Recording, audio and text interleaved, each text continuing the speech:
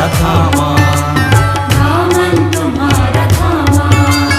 अब साथ ना छोड़ेंगे, अब साथ ना छोड़ेंगे। जीवन के हर कदम पर। आपको इंट्रोड्यूस करवाने चाह रहे हैं उन लीडर्स को जो वैसे तो आपके बीच में रहते हैं, लेकिन आज एक विशेष रूप में, विशेष अंदाज में आपको ये बताने के लिए यही वो लीडर्स हैं जिनकी लीडरशिप में आज सिम्बर्नस अभी इंडिया की फास्टेस्ट कंपनी है और आने वाले समय में दुनिया की फास्टेस्ट कंपनी बनने जा रहा है। मैं इनवाइट कर रहा हूं उन लीडर्स को जिन्होंने आरसीएम को एक डिस्ट्रीब्यूटर से करोड़ों डिस्ट्रीब्यूटर्स में लेके गए। पूरे सम्मान के साथ हम स्वागत करते हैं all sapphire achievers. Please welcome on the stage. ये सभी वो लोग हैं जो इस बिजनेस के जरिए, इस बिजनेस की वजह से आज अपने लग्जरी मकान, आज अपनी लग्जरी कार का इस्तेमाल करते हैं। इनकी सारी हवाई यात्राएं हुआ करती है। यही वो व्यक्ति थे जिन्होंने कभी गली से बिजनेस चालू किया था। गली मोहल्ले के लोग भी इन्हें नहीं पहचानते थे, लेकिन आज पूरा हिंदुस्तान इन्हें पहचानता है। बनना चाहते हैं सफायर। ये ऑल सफायर अचीवर हमारे बीच में हैं। हम इन्हें माइक्रोफोन देंगे एक लाइन की इंपैक्ट मैसेज के लिए। जो भी आपकी लाइफ लाइन है उसको एक लाइन में आपको बताना है। दोस्तों, नाम रत्नेश कुमार जैन, जगदलपुर छत्तीसगढ़ से बिलोंग करते थे। आज इस अनजान से दुनिया में जहां जिसकी कोई पहचान नहीं थी, उस जगदलपुर जैसे बस्तर जैसे जगह से बिलोंग करने के बाद आज हिंदुस्तान में अलग पहचान है। ये सबसे बड़ी बात है आरसीएम की ताकत की। आज से लगभग 13 साल पहले एज ए कैरियर इसको स्टार्ट किया था। जिंदगी में समझौते नहीं चाहिए थे, जिंदगी जीना चाहता था दोस्तों, इसी कारण से आरसीएम को किया। और अभी सबसे ज्यादा मैं इस बात को लेकर एक्साइटेड हूं कि अब जो सिस्टम बनने वाला है, उस सिस्टम से पिछले 15 सालों में जो नहीं हुआ है वो नया इतिहास 2016 बनने वाला है दोस्तों। Thank you.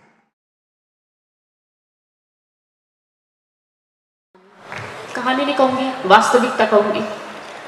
हमारे एक को लीडर जिन्होंने 21 साल की उम्र में आरसीएम किया, 22 साल जान लगा के किया, आज इस दुनिया में नहीं है।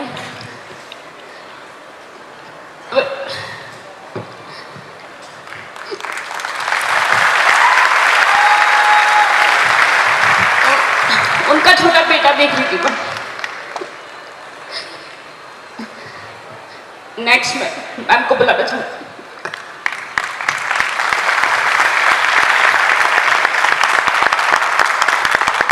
जय आरसीएम आप सभी को। नाम शुभा रत्नेश है, रायपुर छत्तीसगढ़ से बिलोंग करती हूँ। मैं रत्नेश जैन जी की वाइफ हूँ, जो हमारे नए साथी हैं। या मैं उन्हें बताना चाहूँगी, रत्नेश जी एक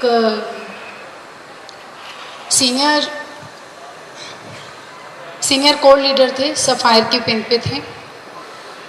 और मैं क्योंकि इस बिज़नेस की अब नेक्स्ट जनरेशन हूँ, और रत्नेश जी के बाद में मुझे ये पिन ट्रांसफ़र की गई है।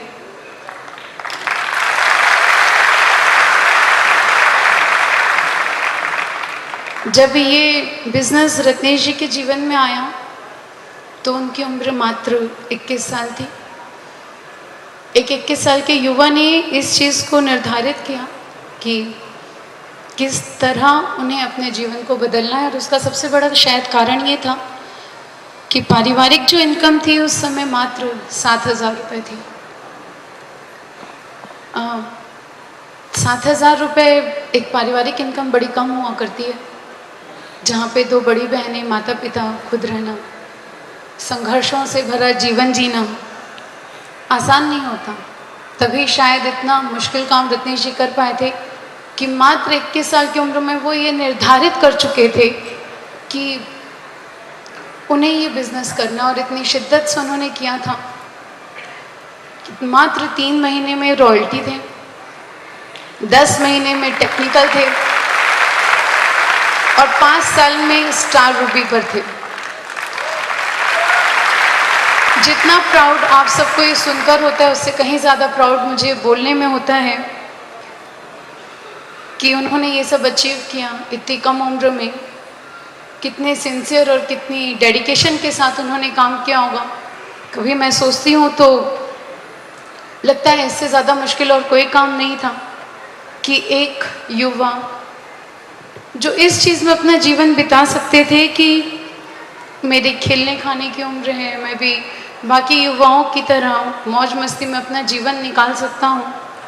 इतने बचपन से संघर्ष देखा हूँ और ऐसा संघर्ष भी देखा हूँ कि जहाँ अगर मुझे दिवाली मनानी है तो ये ज़रूरी है कि मुझे अपने घर के बाहर एक पटाखे के स्टॉल लगाना पड़ेगा, और होली मनानी है तो ये ज़रूरी है कि मेरे घर के बाहर रंगों का मैं स्टॉल लगाऊं ताकि मैं अपने घर में उस बचे हुए रंगों से खेल पाऊँ। ये परिवार की सच्चाई को एक्सेप्ट करते हुए उन्होंने ये इस तरह से काम किया। जिस दिन उनके जीवन में आरसीएम आया होगा ना, मुझे लगता है उस दिन भगवान की उन पे नजर रही होगी। बोलते ना, शायद सरस्वती माँ बैठी हो जुबां पर, उसके बाद उन्होंने कभी पीछे मुड़कर नहीं देखा। रहवासी जगदलपुर के थे, एक बड़े छोटे से घर में रहा करते थे। मैं अगर रत्नेश जी का सबसे पहला ड्रीम आपको बताऊं तो आप सब यहाँ हंसेंगे। रत्नेश जी ने अपने इनकम के सबसे पहले चेक से वॉशिंग मशीन ली थी, क्योंकि उन्हें लगता था बाकी काम करना आसान है, पर ये जो मेरी जिम्मेदारी मेरे सर पे है ना कि मुझे कपड़े धोने पड़ते हैं, ये मैं नहीं करूँगा। तो उन्होंने अपनी चेक से सबसे पहले अपने घर में वॉशिंग मशीन ली थी, जो इतने छोटे सपने के साथ चालू करे। और उसके बाद अगर वो जगदलपुर में सारे घर लिया, गाड़ी ली, बाइक्स ली, बड़े शौकीन थे। हर बार कुछ न कुछ चलता रहता था, क्योंकि दिमाग में सब करने के वहाँ ले लेने के बाद दिमाग में फिर खुरापात आई कि चलो थोड़ी सी उड़ान और भरी जाए। जगदलपुर में तो सब हो ही गए अपने, अब रायपुर में मैं आगे बढ़ूँ।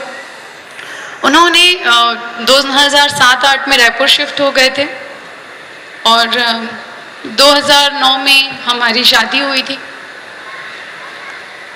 सितंबर 2009 में ही रत्नेश जी का सफायर लेवल आ चुका था। आप सबको लग रहा होगा इतनी सारी कहानियों का कारण क्या है।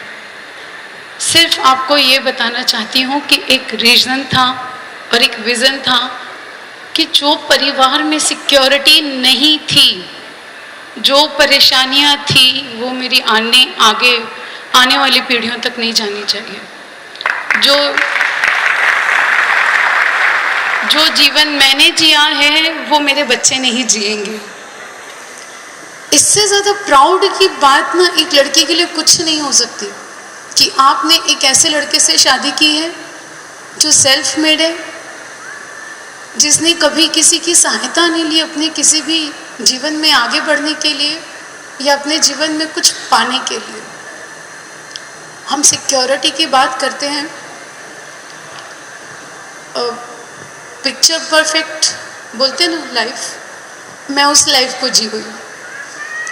पिक्चर परफेक्ट लाइफ ये होती है ना, जब आजकल जो हम इंस्टाग्राम में देखते हैं, लोग 2-3 मिनट के लिए खुश होकर फोटो खिंचा लिया करते हैं, बाद में बैक टू लाइफ होते हैं। पर हमारी लाइफ में ऐसा नहीं था। पिक्चर परफेक्ट नहीं थी, लाइफ भी परफेक्ट थी दिसंबर 2023 के पहले तक।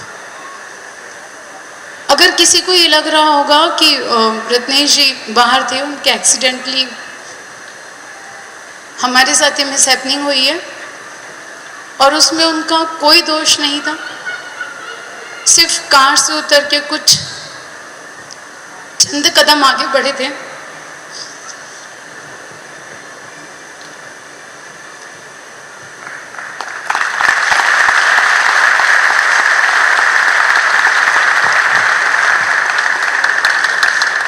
और पीछे से किसी बाइक वाले ने हिट किया था।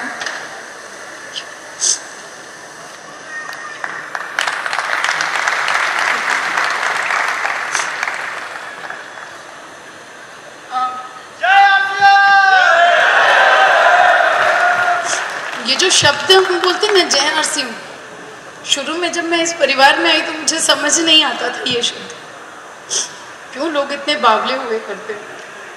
रत्नेश जी से बावला मुझे दुनिया में कोई नहीं लगता था, जो RCM खाए पिए सोए जागे, और कोई दिखता नहीं था मुझे कि इसके अलावा कुछ करते हैं जीवन में। और आज मुझे लगता है अगर ये नहीं किया होता तो मेरा जीवन क्या होता।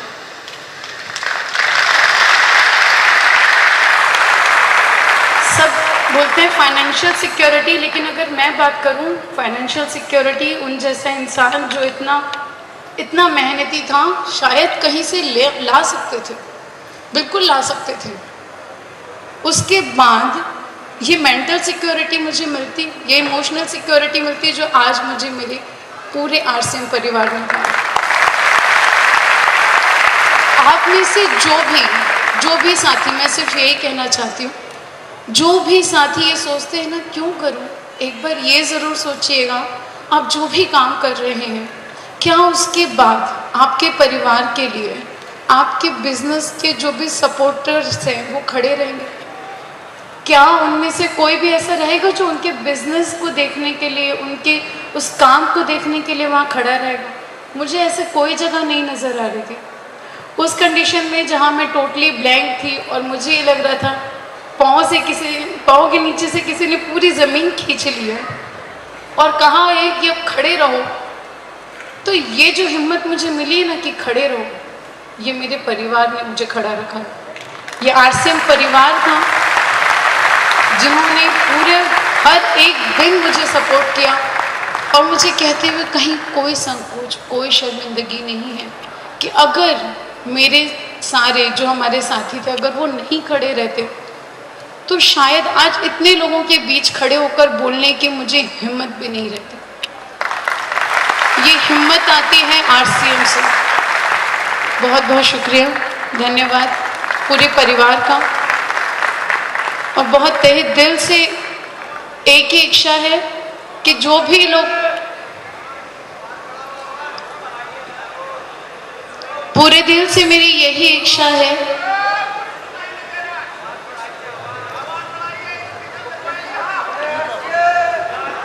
सब, हाँ बिल्कुल, जय RCM। इस शब्द को हमें ना सिर्फ बोलना है बल्कि हर एक के दिल तक पहुंचाना है। धन्यवाद, थैंक यू। साथियों, आज एक बात सोचने वाली है। अगर राकेश सर के घर में, रत्नेश जैन सर के घर में अगर RCM नहीं होता तो इन परिवारों का क्या होता? हजारों कहानियां हैं सर इस देश में, आए दिन ये जो चीजें हो रही है ये हम देखते हैं। हजारों, न जाने कितने ऐसे परिवार हैं जिनकी दुनिया उजड़ चुकी है। लेकिन आज सोचने का विषय है कि ये जो कहानी बताई जा रही है ना सर, ये RCM की वजह से आज सुनने वाले हैं आप सब 7,000 लोग, वरना कोई बाहर कोई सुनने वाला नहीं है किसी कहानी। अब मैं आपके दामन तुम्हारा थामा, दामन तुम्हारा थामा, अब साथ ना छोड़ेंगे, अब साथ ना छोड़ेंगे। जीवन के हर कदम पर हम तेरे संग चलेंगे, जीवन के हर कदम पर